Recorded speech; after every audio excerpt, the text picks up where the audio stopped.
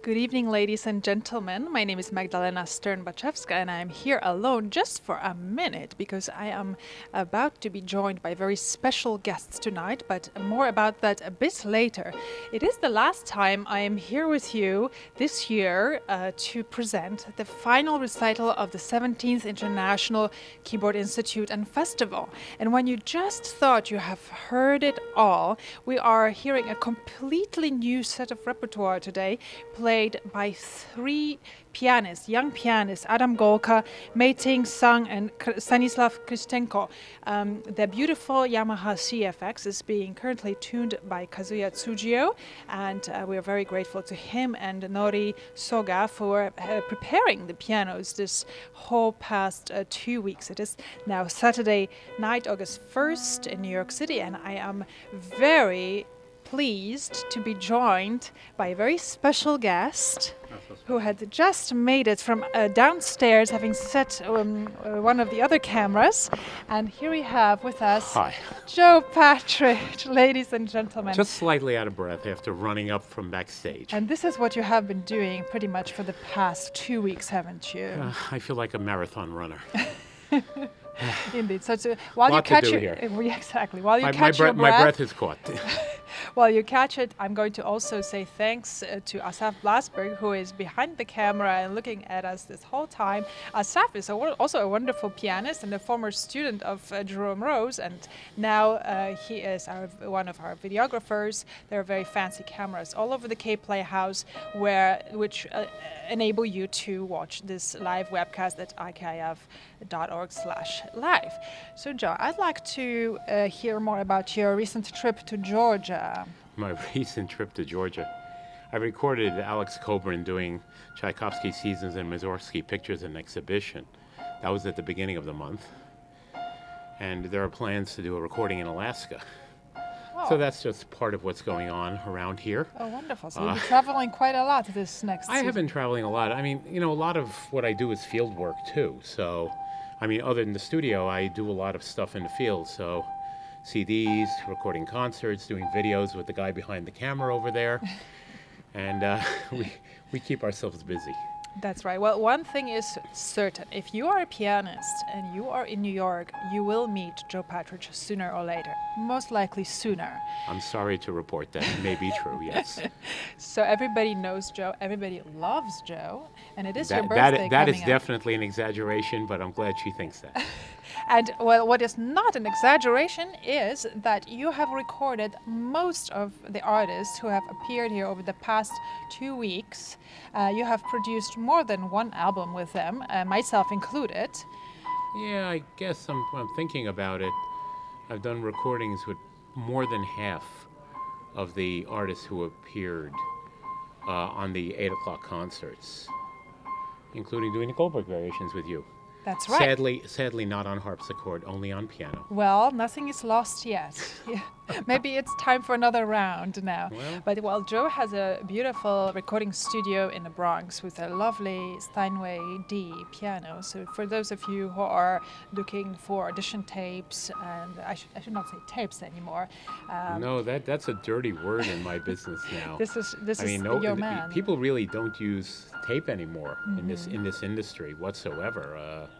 That is Matter of true. fact, most of my tape work involves doing analog transfers of older tapes. Interesting. Digitizing them. But I have seen in your studio this reel-to-reel machine, so that means that you have probably worked with it in the past a little bit. Well, those are the tapes I'm referring to get transferred. I see. Nobody uses that medium anymore. It's not as reliable, although frankly reel-to-reel tape from the 50s and 60s is the best source imaginable for digitization. But people don't use it because it's bulky, it's big, they don't know the shelf life. There were problems with tapes in the 80s, basically. Late 70s to 80s, a phenomenon known as binder hydrolysis, where the tapes wouldn't play unless you baked them. Oh, and I have to tell you a funny story in that regard relating to Harris Goldsmith, who was whom we very much miss. Wonderful pianist. We very much miss him. He passed away on April 2nd of 2014. He was a stalwart at this festival. He used to come to every concert. And he was a longtime friend, colleague, and client of mine. And one day he decided he wanted to reissue his recording of the Schubert B-flat Sonata that had been done in 1980. So he gave me the tapes. So upon examining them, I realized that I would have to bake them. Now, the word bake is a little scary, but all it means is that you warm the tape up for a few hours so you get the water that has accumulated in the binder, you bleed it out. That's fascinating. I've never heard of that. So the tape will play properly. But I always tell the client that it has to be baked for two reasons. First of all, it's the client's tape. I have to tell them what I'm doing with it. Secondly, baking a tape will eventually render it unplayable. So you have to tell a person, okay, I'm going to bake this tape, and it's going to be good for about 2 months, and maybe you can bake it once more, but that's it. And then at that point, the tape won't be usable anymore. So I called Harris up to tell him this. You would have thought that I was taking a baby rattle away from a 3-year-old. He exploded on the phone, started yelling, I don't want my tape baked. I don't want a tape. He must have thought I was going to put it in the oven at like 450, like making a cake. So I had to calmly explain to him that it's just warming the tape up, and otherwise I can't transfer it, and trust me, it'll be fine. So finally he calmed down and he let me do it, and I did it, and I don't think he ever got to put it out because he got sick, and that was that. But it was also very, very fine performance of the Schubert B-flat. A piece that gets played a lot and frequently too much. Right, and Harris Goldsmith was a wonderful pianist and also a professor at the Mannes College of Music. I, as a student, had a Brahms course with him, and I learned so much. I also took a Beethoven sonata class, so I'm really glad that you mentioned him because he had been such a fixture, and I feel like his spirit is still with us. But speaking of explosions, didn't you promise once that on one of your big anniversaries of your activities as a recording engineer, you would put out a recording of all the outtakes and all the screams that you have witnessed over the years of recording? That can only happen the day after my retirement. Which I don't think is coming anytime soon. Or maybe the day after my passing, which hopefully isn't coming anytime soon too. I hope not. Because I think a lot of people would be quite unhappy. There's a funny story about that. That's why we love Joe. He always has a funny story about everything. Well, I mean, that's just the way life goes. One of the various things I did over the years is I worked in radio for 20 years. I was classical music director of WFUV, and I did a program on pianists that lasted for 17 years. And at one point we interviewed Percy Granger's first biographer, a gentleman by the name of John Bird. And he was a very nervous interview. So he would trip over words all the time, and every time he would trip over a word, he would stop and he would say, sorry, in his British accent. My co-host on the show one day must have had absolutely nothing to do because he edited all those sorries together, and there were 6 minutes of them. That is And something. it's just hilarious. It's 100 different inflections of sorry, sorry, sorry, sorry. And there were a couple of other words in there that won't make it into this broadcast. Well, I'm really glad that you mentioned your past as a radio announcer, because your past also includes work in a Montefiore hospital in the Bronx. Tell us more Yeah. about that. Well, before I got into this music, quote-unquote, business, or whatever you call it, I was on a medical track. I got disinterested in the idea of going to medical school, but at that point I had a job as a lab technologist, and strangely enough kept it for almost 25 years. So while I was building the studio and my reputation in the business, I kept this job mostly for the medical insurance, and I actually do miss that aspect of it. I bet. But you know, the positive side of that is that I'm about to approach only 5 years until I have Medicare, so that's a good thing. We'll pretend we didn't hear that because we don't want to do the math there. But Joe, you're Well, didn't you alive know and you well. can get Medicare at 45 these days? You didn't know that? Oh, that's the new rules. The new, Well, the new Obamacare rules. We're getting a sign from Asaf that we're almost out of time because, We're of pretty course, close because because you I will have to go back there and do what I'm scheduled to do. Indeed, but well, I'd like to thank you for your time and here publicly in front of thousands of viewers at ikif.org/live wish you a very happy birthday, Thank which you. is coming up on August 6th. Yes, it is.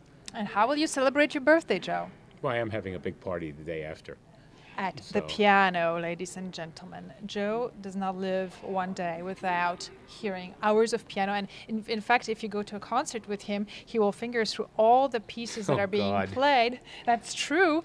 I have to point out, I'm sorry to interrupt you, but I have to point out that that is not conscious whatsoever. Well, and people point it out to me and I don't even realize I'm doing it. See, but it's a sign of those years of having listened to these pieces very carefully, Indeed. marking the score, editing the pieces. So your knowledge of this repertoire that had been just presented over the past 2 weeks is tremendous, and we're very grateful. Yeah, I for used to that. play the Overgrown Beast at one point, but I don't have time to even touch my piano in the studio anymore, so that's unfortunate. That's an unfortunate sideline.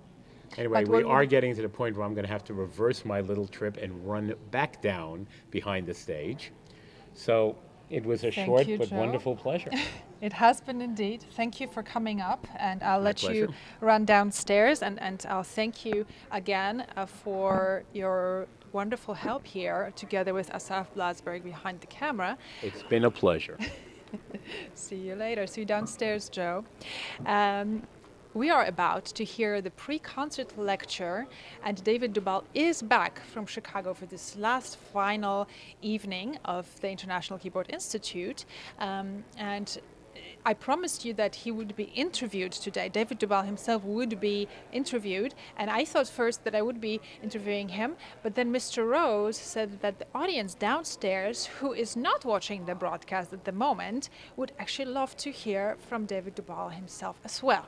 Therefore, the interview will take place on stage immediately following the pre-concert lecture. So do stick around. We have a packed schedule all the way until 8 p.m. Eastern Time, and at which point we will hear Mei-Ting's son, another man is graduate and a regular here at IKIF, play Scarlatti sonatas, 2 sonatas in F-sharp major, what an unusual key, Kaye 318 and 319, followed by the Eroica variations and fugue in E-flat major by Ludwig van Beethoven, Opus 35. And on that same half of the program, we will hear Adam Golka presenting the 4 Ballades, Opus 10 by Brahms, followed by the Polonaise in F-sharp minor, Opus 44 of Frédéric Chopin.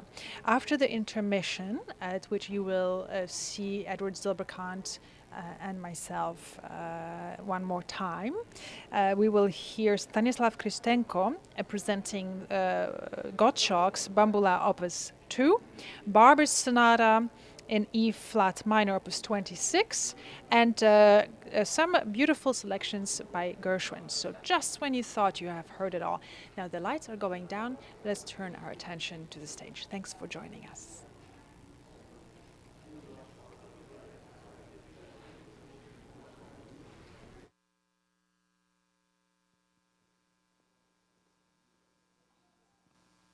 Good evening. My name is Scott Gentile, and I am the assistant to the festival directors, Jerome Rose and Julie Kiderja. It is my pleasure to welcome all of you here tonight and to welcome all of our audiences from around the world to the Kaye Playhouse at Hunter College. David Dubal is back tonight, and he will be giving tonight's lecture.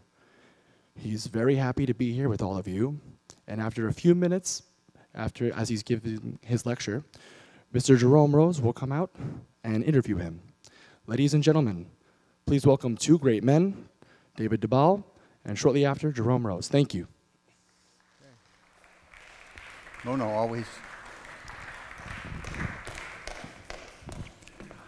Thank you very much, and I want to say that it's been really a great thing to be able to talk to all of you about the piano literature, etc., and whatever else I said.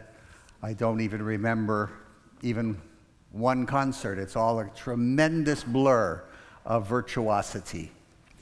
Today is a Gala prestige concert. I have no recordings because Jerry Rose is going to come out and talk. We're going to discuss the festival or whatever we will discuss.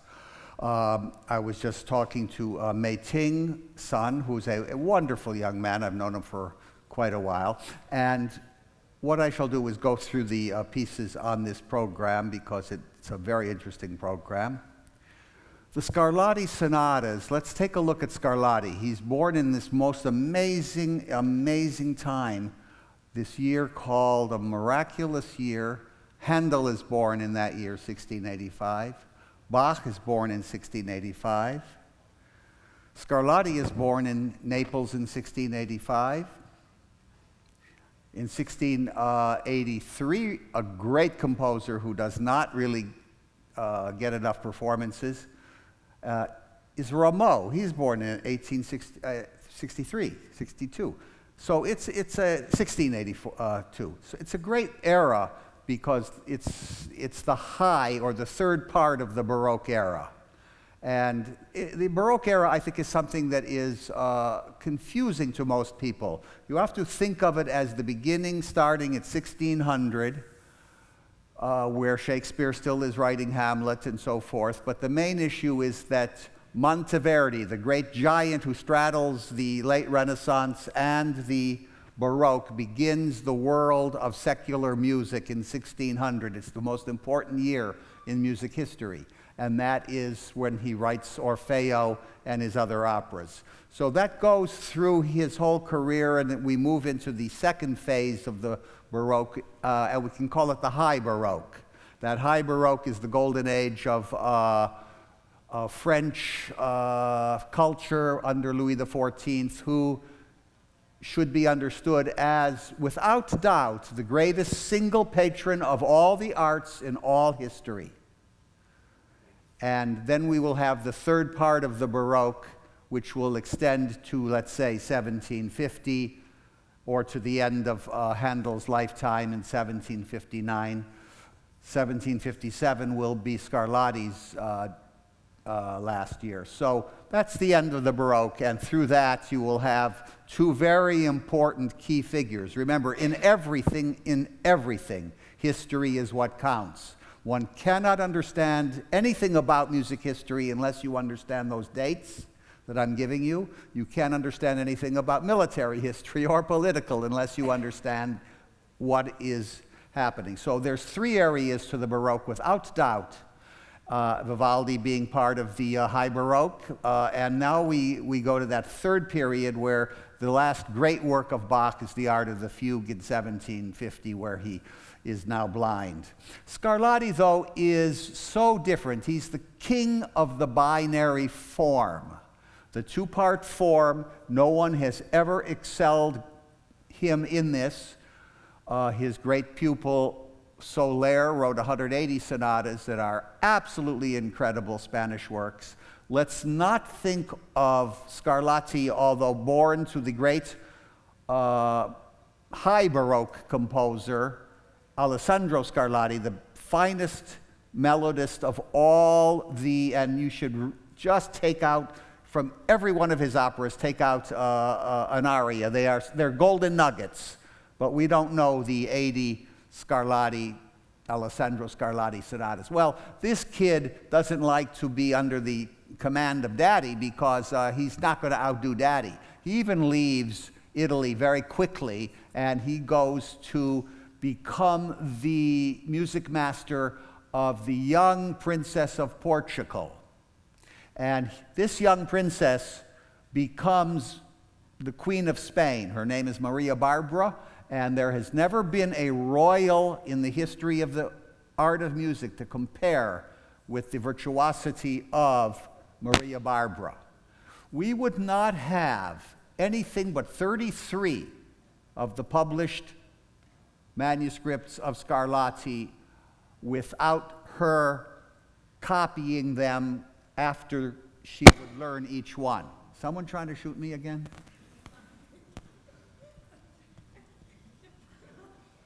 Is this on? Okay. So, we have a great debt to her because this man wrote 596 sonatas and all of them would be gone. But she, in 35 huge volumes, had a copyist copy them down, and she played every one of them with the kind of virtuosity that he himself had. No doubt he is the greatest keyboard thinker in the sense of ingenious figure work, passage work in the 18th century. Far more interesting than anything Bach could have ever come up with. I'm not saying the quality of the music. I'm talking about the idea of how he makes the hands. As Ligeti said, Scarlatti has got to be one of the 4 or 5 great keyboard thinkers. So these, I love what Wanda Landowska says about him. I could talk about Scarlatti for hours because he's one of my favorite composers, and I can't bear the fact that hardly a pianist even thinks of him because, well, even Glenn Gould, I had a conversation one time with Glenn. We talked maybe 13 times in his life, and he would always call you after midday, and he loved to talk to me because I had opinions, but basically he never listened to anything except what he said. And so I said, but you know, why don't you do more Scarlatti, Glenn? And he said, oh, it's just popcorn. You see, he was so Bachified, so that, you know, the idea of, I said, well, those 3 sonatas you did record are just wonderful. I mean, and nobody could have done a better job. I mean, he was really had everything for a great Scarlatti player. Anyway, the point is that Wanda Landowska put it properly, because this is the greatest Spanish composer until Albéniz. This is a Spaniard, and everything about everything is from the flamenco to the changing of the guards in the Madrid court. When she became the Queen of Spain, she brought Scarlatti, of course, with him, and Scarlatti was everything to Maria Barbara. She only lives till about 44 years old and dies the year after Scarlatti. I believe she dies because she cannot live with the crazy King Philip, and she cannot live in that court without Scarlatti being there. She even paid, he had only one vice. Do you know what that vice was? It's a terrible vice. He couldn't stop gambling. And she paid all those debts, and that was all. The point is that Scarlatti is on our program. We then move with Mei-Ting to play the variations in Fugue in E-flat major. Outside of the Diabelli variations, which is, you know, 55 minutes, this is a major 25-minute work. And the fugue is extremely cerebral. The theme from the Eroica is in the last movement. You'll hear it. And this is an underplayed masterpiece of Beethoven.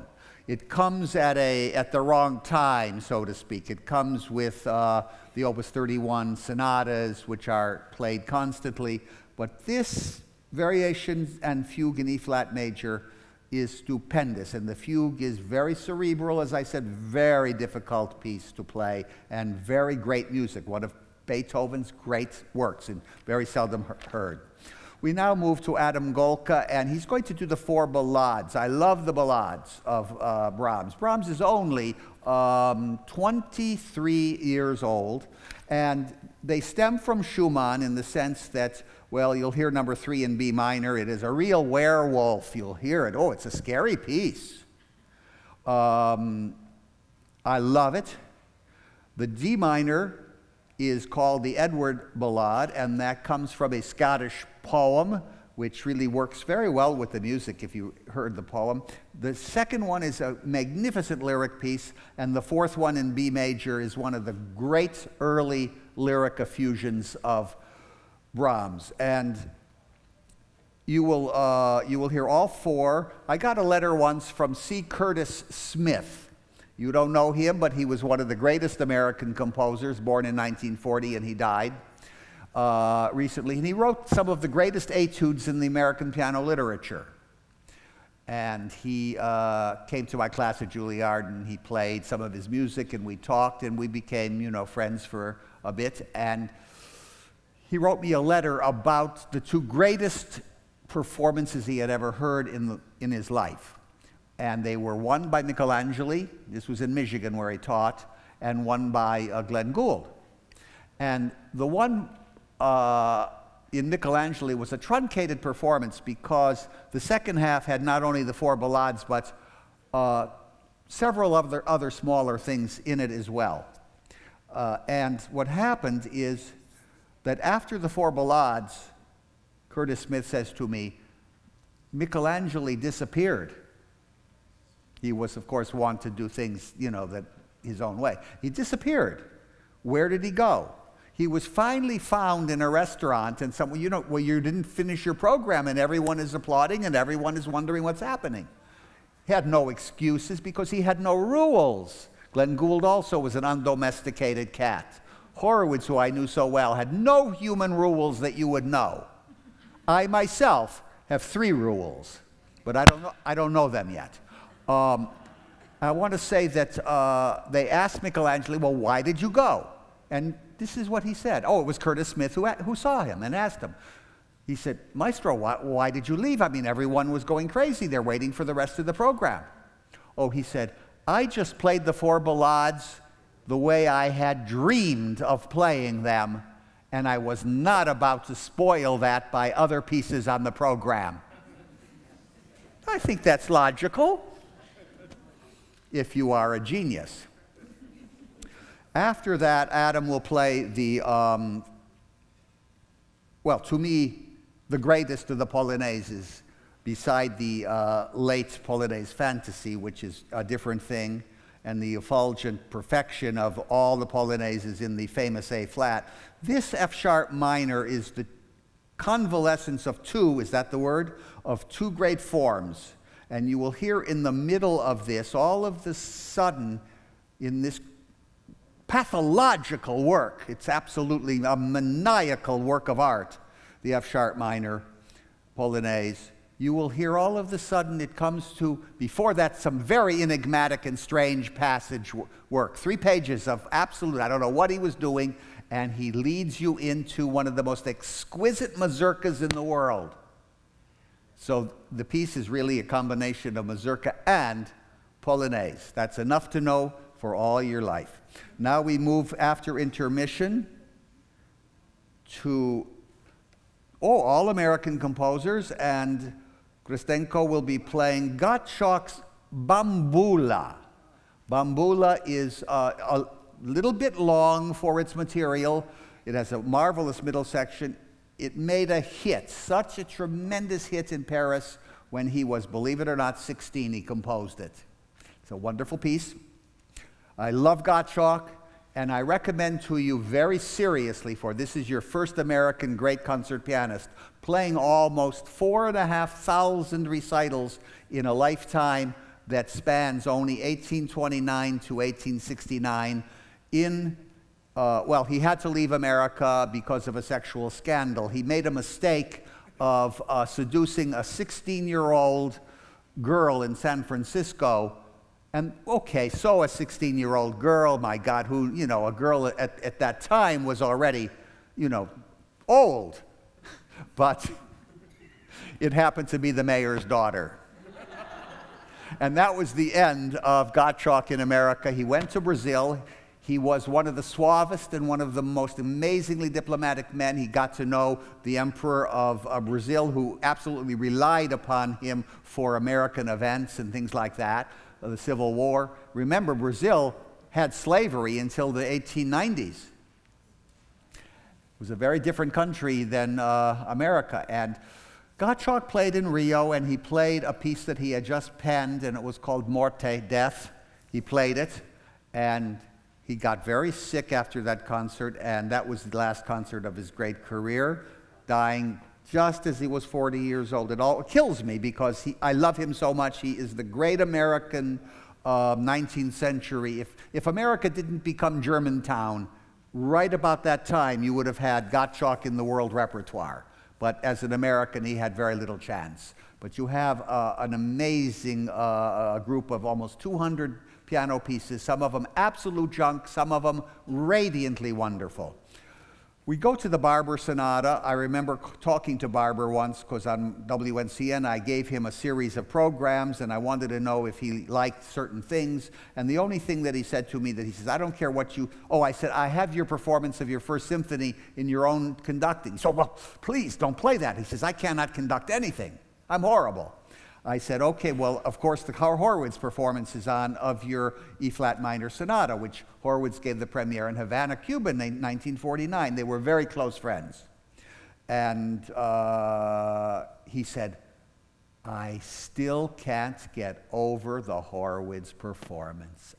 Barber's telling me, he was an American composer who was extremely prone to the way things were played. Many, many didn't care. They were not good enough pianists and didn't understand performance in the same way as certain composers. Copland being one of them. He did understand performance very well. Barber understood. William Schumann couldn't care less, or Menon or anyone else of that type of American composer, but because they were not really pianists. Barber Sonata is a truly great piano work, and after Horowitz made a great success, and by the way, there's a big, big new album with like 25 or 50, there's another Barber Sonata that was done at Carnegie Hall Live, which is even better than the recording. We'll hear it tonight, played marvelously, of course, I'm certain. The first movement is quite tragic in certain ways. The second is almost like insects moving, and it has a rather like close to a 12-tone row, then a beautiful adagio mesto, and then a very difficult fugue, and he stays away from making it feel academic. It's an excellent fugue, and it's about 20 minutes, and you will love it. And then, as in a sense encores, you'll hear not the Earl Wild, which we have heard in these programs, based on Gershwin, but Gershwin's own songs. They're a minute and a half, and there's, I would say he transcribed 18 or 19, which are like bare bones because he would play them at all the parties. Anyone that ever knew Gershwin, and it's always the same thing. Rachmaninoff said it, Horowitz said it, Menuhin said it to me. Once he was in a party, and people used to go to parties. There's no parties anymore. I haven't been to a party or been invited to dinner in almost 30 years. So no one's rich and no one knows how to cook, and you know, it's incredible. So I always hear the same thing. He got to the piano, and throughout the party, he never left, and no one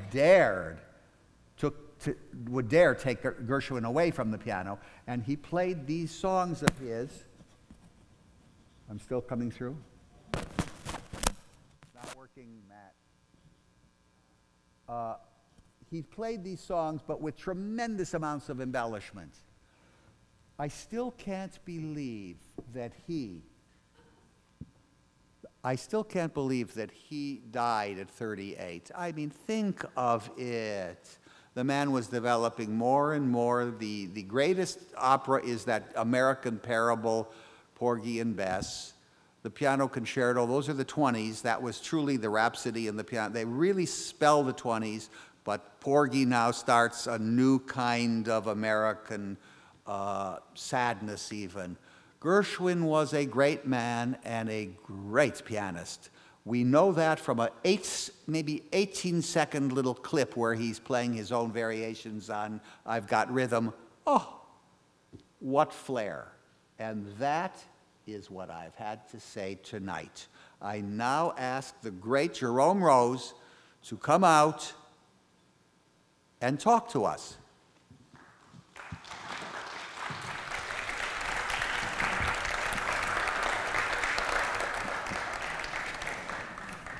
You have this thing on? I don't.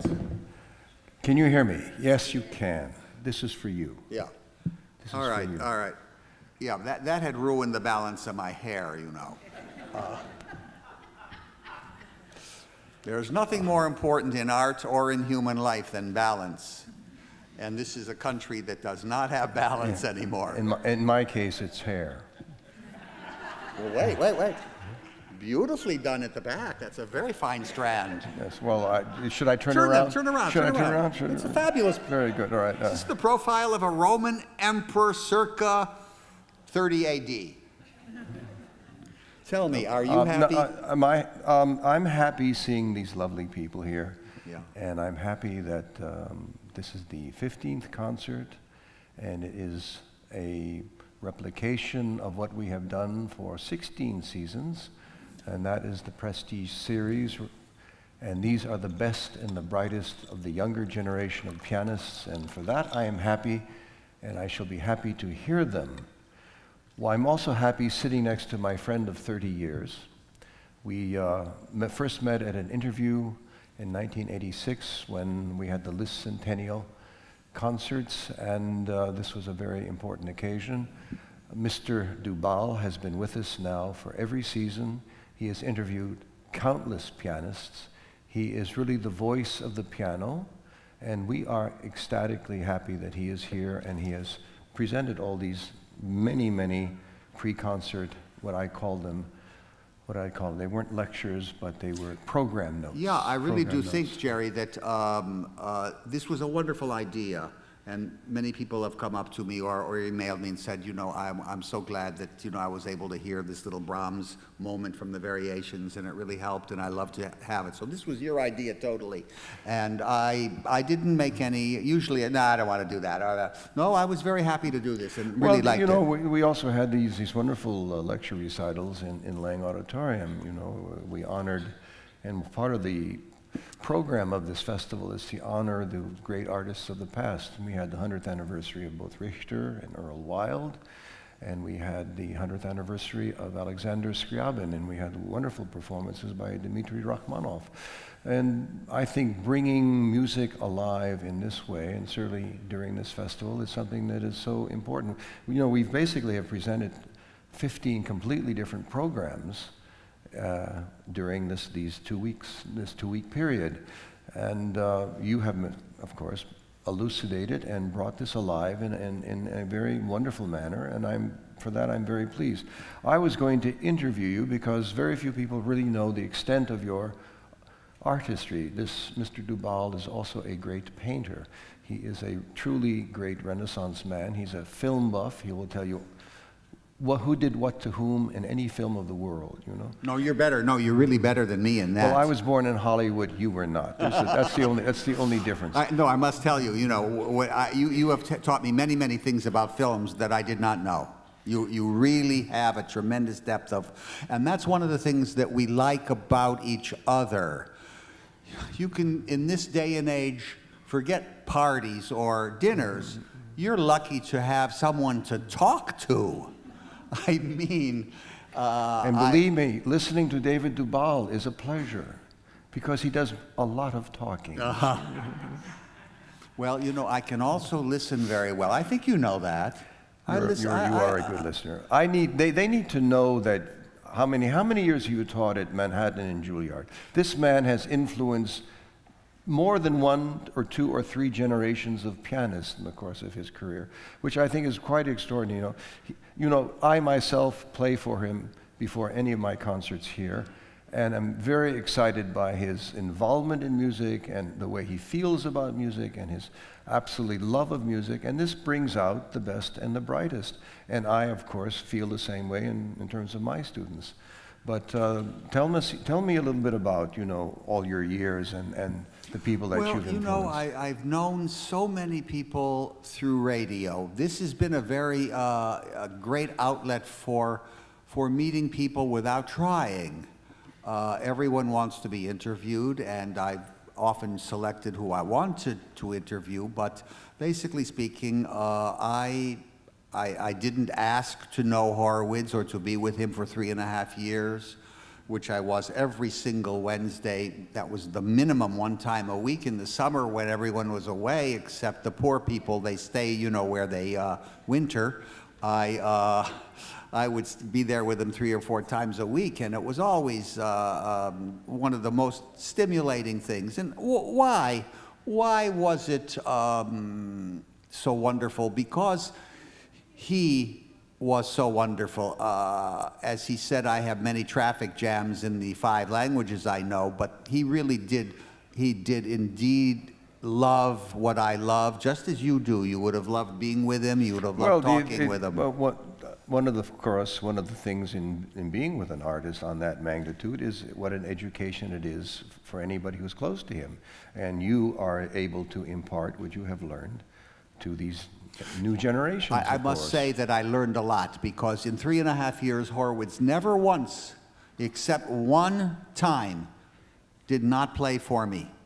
If it was 1:30 in the morning or in the middle of our session, he was always ready. He had there was none of this publicity that, you know, he cared about money or that. It was all such crap. I mean, he cared about one thing, the great composers, and talking about them and playing them. If he recorded 16 preludes, he knew all 96. It became a choice. When he went to Russia, those programs I'm just as responsible for. We worked them over for St. Petersburg, for Moscow, from every encore. Everything that he played was of such prime importance to him. It was a life and death thing. What Scarlatti sonata should it be? It was extraordinary. I mean, this kind of passion. And so, you know, I think he loved having someone that had some passion. I remember Mrs. Horowitz liked me very much, and not that many people, but I must say that we got along fantastically. And she was a very blunt and difficult woman, and she said it all correctly, though. She said, you know, Mr. Dubal, it's not that you're so great, it's you're all we have. Well, I think the other thing about Horowitz is the extent of his, what should I say, imagination. He was an art connoisseur. He loved literature. No, well, all of this impacts what it is to be a great artist. It isn't just that you know one craft, but you know the craft of what it is to be an artist in literature, in poetry, in theater, in art. And this was one of the great things about Horowitz. And of course, this is what we are trying to impact in the students that are in this festival here, that they need to be part of this world. We're encouraging them to go to the Metropolitan Museum of Art, to participate in all the wealth of New York City. This is I take all of my students every year to the Met, whatever is an important exhibition, and we go through it, and at first, you know, they say, we want to practice, let's not go. So, you know, you are going, you punks. And we go through the park.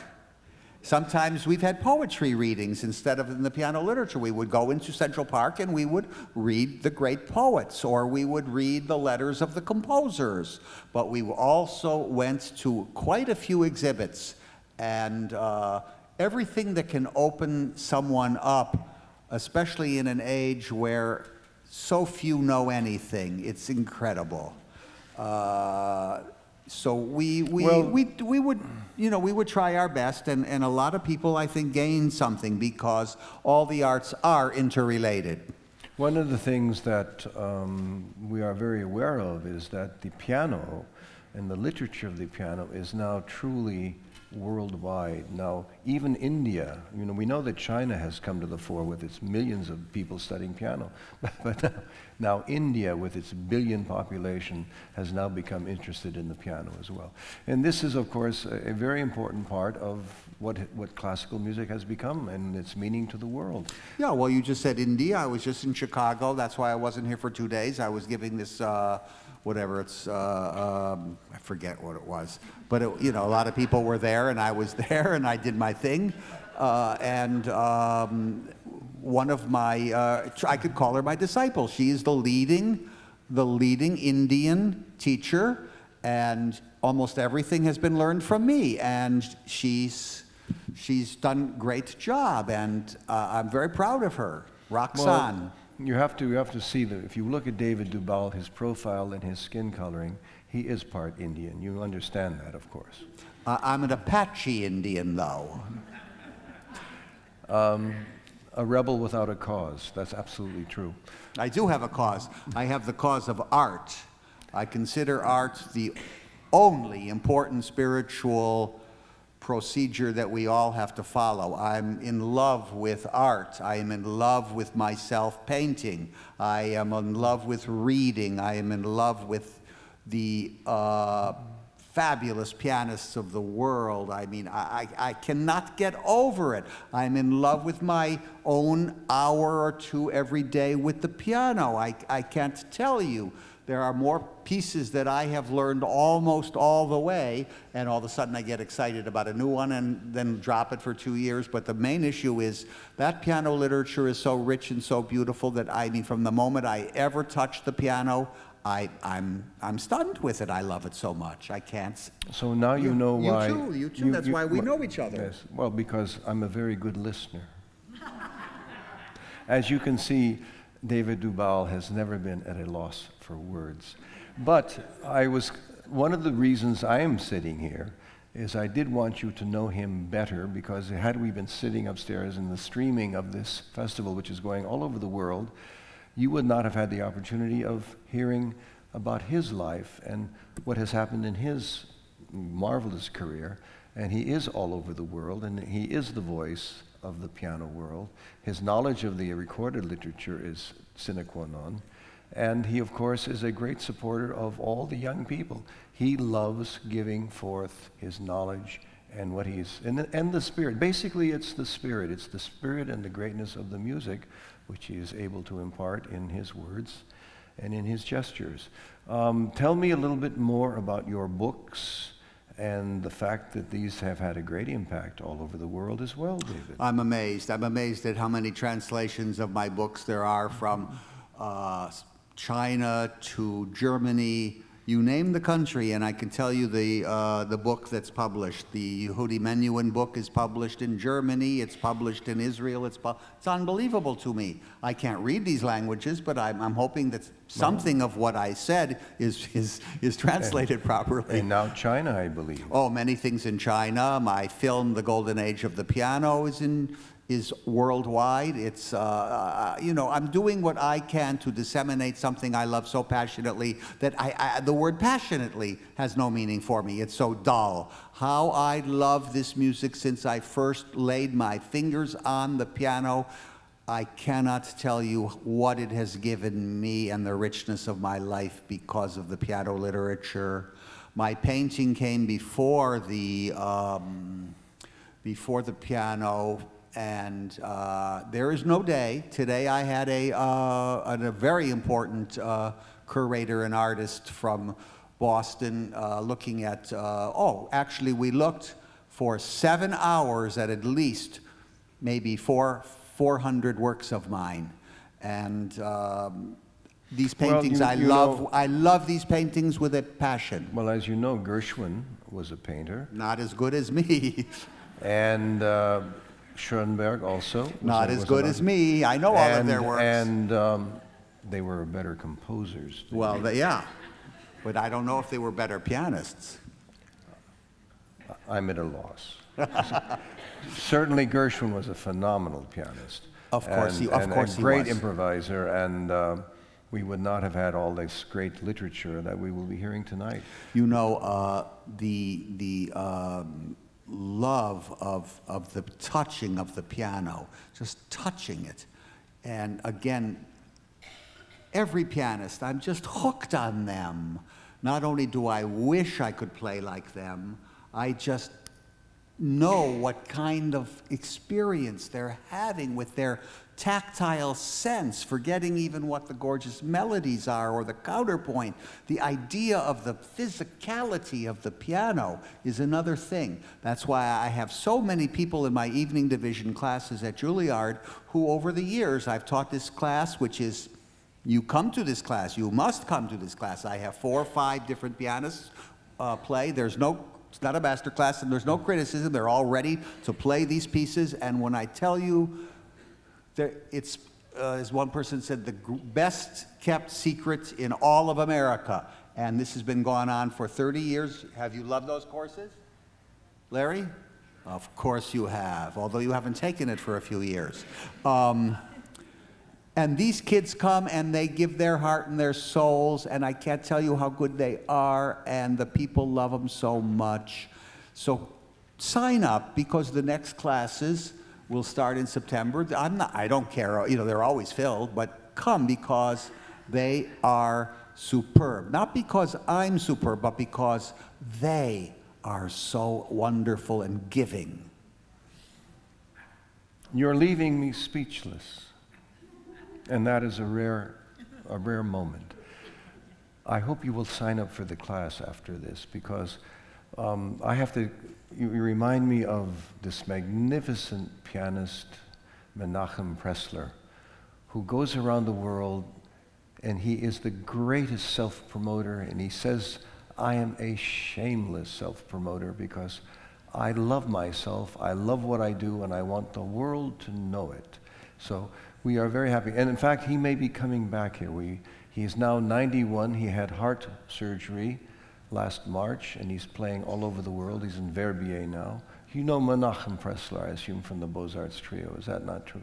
One of the world's great pianists. So we are hoping that this marvelous festival will continue here at the Hunter College. I hope you've enjoyed it, yes? I want, though, no. I want to say that this festival is the only and most important New York activity for the piano that has ever been. It goes on 17 years, of which I am grateful to have been part of it, and every year. I have known Jerome Rose, as I said, since '86 when he played the great Centennial Sonata, the program of Franz Liszt, the Piano Sonata, the Benediction to God. It was incredible. I've known him. I know Julie, his great collaborator and wife, and I want to say, you cannot know what it takes to put on 1 year, let alone 17 years. And during that year, we talk about the programming many times, but I'm just a tiny bit of what they go through from the end of this program. Will start the next day for next year. And it is so important in a world that is diminishing in so many areas that this continues. So I don't want to continue talking about my fantastic art or all the other wonderful things I do. I want you to truly give applause to a man who not only loves the piano, but does something for so many young people worldwide. Jerry Rose.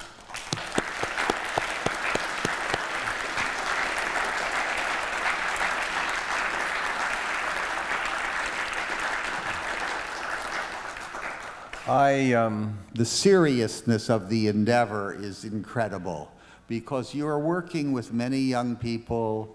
Many of them have schedules that you don't know how to maneuver. You want to have them play. This is not just a piano festival. This is a great learning experience for all the young pianists that come here from worldwide. And every pianist, I have talked to many, and I say, well, what have you learned and what have you gained most in the last 5 years? Oh, I've gained most from coming from China or Venezuela or whatever to the festival here.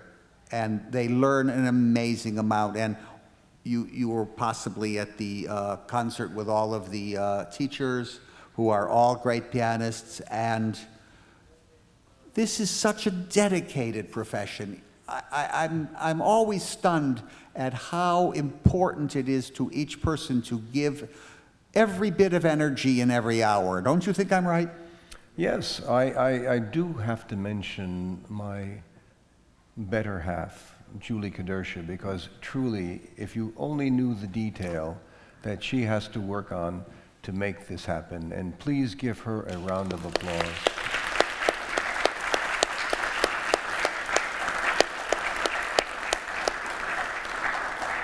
And as long as I'm on camera, I do want to thank this fantastic faculty and their dedication to everyone and all the artists who have appeared on this stage during the 17th season. And most of all, I'd like to thank my friend and colleague, David Dubal. Thank you for being here, David. Jerry, thank you for having me always.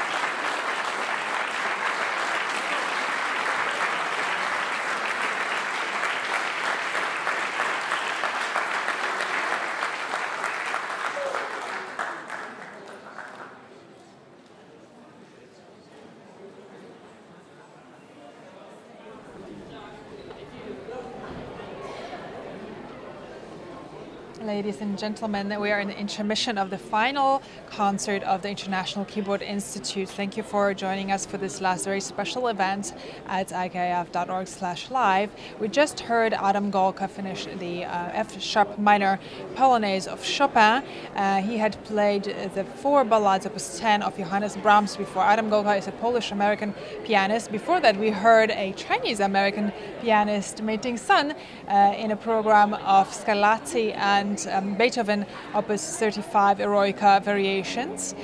After the intermission, the piano is getting touched up right now by Nori Soga, the Yamaha technician. After the intermission, we will hear all American program. That is correct. Stanislav Khristenko is going to be playing some Gottschalk, and then of course the famous Barber Sonata, and closing with 3 arrangements by Gershwin himself, improvisations. So it's going to be really a wonderful festive ending to this festival. And then please join us right after the concert. Jerome Rose is going to join both of us, and just basically to say goodbye and good wishes to everybody on this festival. And I can't believe it, it's already the end. Yes, it seems like it only just started, and it's been really an exciting 2 weeks. It's been absolutely tremendous experience for everybody, and we thank everybody for tuning in all over the world to this event. It's being held at the Hunter College for the first time. It's the 17th International Keyboard Institute and Festival in Kaye Playhouse. And of course we want to thank the Yamaha Corporation for all of their tremendous support during this festival by donating, I should say, 50 pianos that all the teachers can teach on, the students can practice. And of course the 2 magnificent concert grands that have been on stage the entire 2 weeks, the CFX Yamaha concert grand and the Busendorfer piano. It's been wonderful. Gorgeous instruments prepared on the highest level.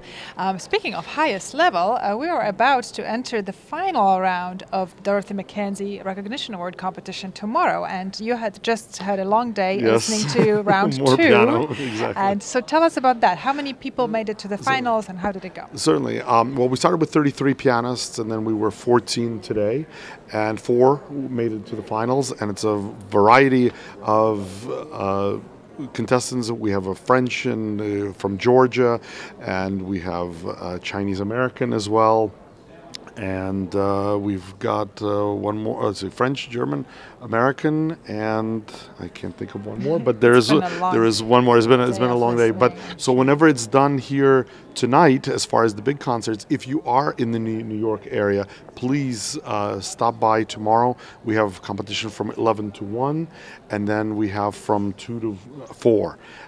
So the 4 pianists will each play a 1-hour recital. Everything we have from Prokofiev sonatas to Liszt Spanish Rhapsodies to Beethoven sonatas and Rachmaninoff pieces. A Russian pianist, I wanted to say, Russian American as well. The last. And the interesting thing is, of all these finalists, the oldest is only 20 years old. That's incredible. So basically we have, I believe, the youngest who is, I think, 17, and the oldest is 20. So this is really the new generation of pianists, and they are really very, very talented young players, and it's going to be very, very exciting afternoon and morning tomorrow. Really? Oh boy. And according to the 17-year-old tradition now, it is the last word that belongs to the new generation. It's such a beautiful gesture. Exactly. Don't you think? So when do you think we can expect the results of the competition? They should be known shortly. I mean, we have only the 4, and then basically as soon as we're done at 4 o'clock, then the jury will deliberate and then just make a decision about what's going to happen with who gets which prizes.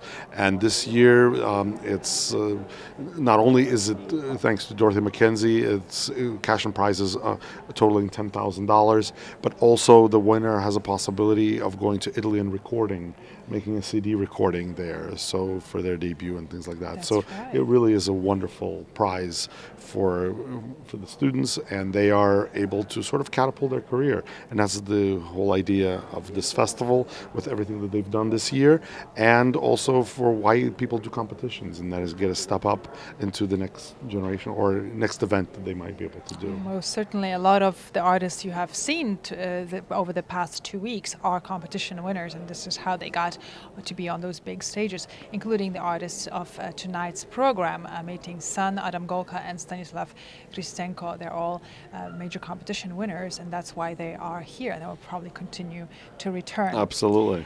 Do not go away after the last piece tonight, which will be the Gershwin selection, because we would like to say goodbye to you. And Jerome Rose, the festival founder and director, will join us for the final farewell. And then until then, you will be able to enjoy the free archives on the web of every single concert that took place during the past 2 weeks. But I want to ask Edward, what are you doing after the festival? You have plan to rest a bit? Not too much. I have to practice now. I can really sort of practice for myself and get ready both for the Fairbanks Symphony season next year and practicing for a lot of recitals and some highlights. I'm conducting Turandot next year, as well as La Bohème and many other operas. And then I know Alexander Kobrin, who we heard last night, we're performing both Brahms concertos in November, and we're actually recording them. And I know you interviewed Joe Patridge. He's going to be one of the recording engineers. He's very excited about going to Alaska. Yeah, so it's going to be a busy schedule as well, and of course teaching and getting ready for the school starting in Alaska, and so things going on. What about you? Well, I will also be practicing. Of course, there won't be very much rest in between. Next week, actually, I'm participating in yet another festival. It will be a new festival, so I'm not yet telling you what it is. I'll tell you next year when I see you. And I will be performing at Merkenhall next Sunday, and then after that I'm going to Poland to record a CD of the works of Chopin and Szymanowski, and it will be very much of a homecoming for me. It will be in my hometown and at the Szymanowski Music Academy, so it will feel like I'm very much at home. And extremely special. Exactly, what a better place to record the music of my own home country. We're giving a sign here by Asaf Blasberg behind the camera that the intermission is about to end, but please do not leave us with the final applause after the last piece is over. We would all like to say goodbye to you, so do stick around for that. Thanks again so much for joining us tonight. Thank you.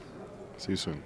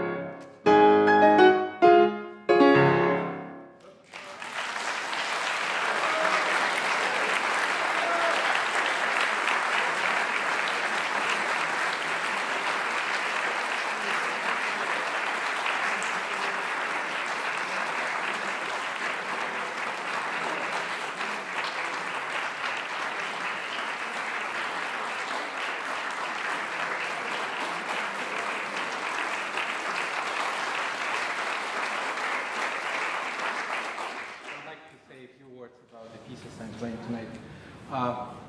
All these pieces are part of my program called Music of the New World, which includes works by composers that were born in the United States. And the composer that you just heard was from New Orleans, and he used some popular melodies of his time, including Creole songs from the South.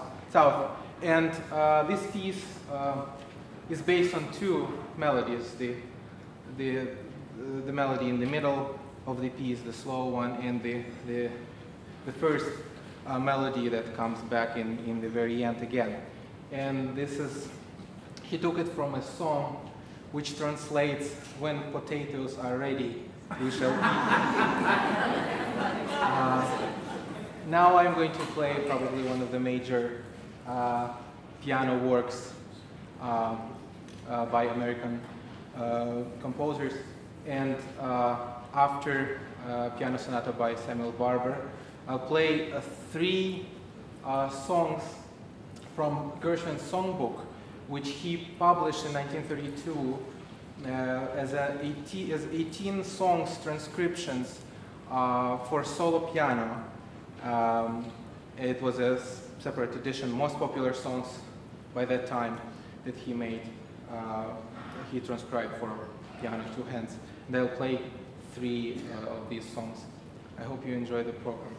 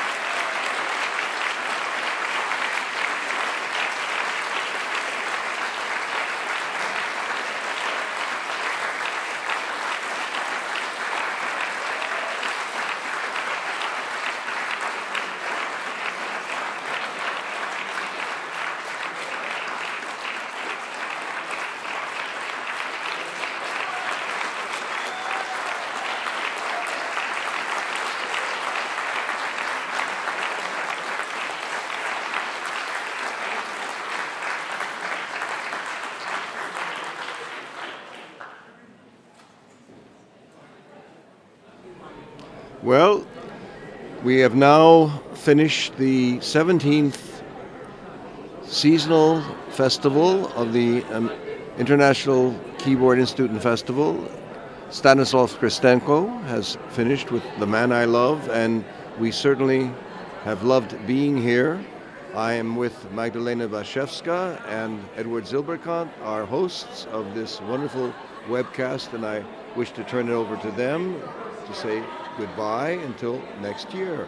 And we'd like to thank you, Mr. Rose, for hosting yet another fantastic festival. And what a way to finish it with all New York music. And nothing says New York like George Gershwin. And we already miss it and look forward to the next time. And we're very happy that you could join us here at this live webcast. And for now, do enjoy the archived performances that will be available for free at the IKIF.org. And again, for any of you that are in town or anywhere close, tomorrow is the last day of not the webcast, obviously, but the finals of the Mackenzie Awards, and 4 international pianists from Georgia, from United States, from Russia, and and France. They will be performing, young pianists all over the place. And again, Mr. Rose, thank you for an incredible festival. Thank you. And once again, this is all archived. You can watch any of these wonderful 15 concerts will be available. It's all there for you to enjoy, and we wish our international audience a fond and really heartfelt farewell. Thank you all for being here. Thank you, Eduard. Thank you, Magdalena. You were a wonderful host and hostess, and we look forward to seeing you in the future. Thank you, everybody. Goodbye. Goodbye from New York. Goodbye.